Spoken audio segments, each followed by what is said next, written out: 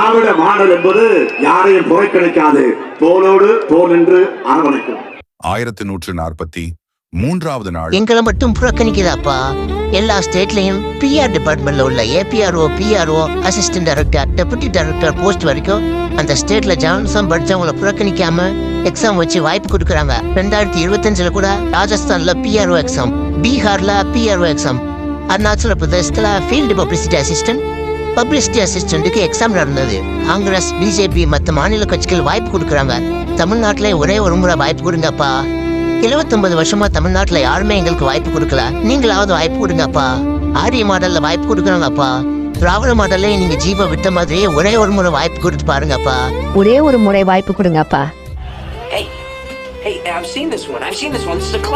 இப்ப இருக்கிற இளைய தலைமுறை என்ன அப்பா நடக்கிறத கேட்கறப்பவே ரொம்ப ஆனந்தமா இருக்கு.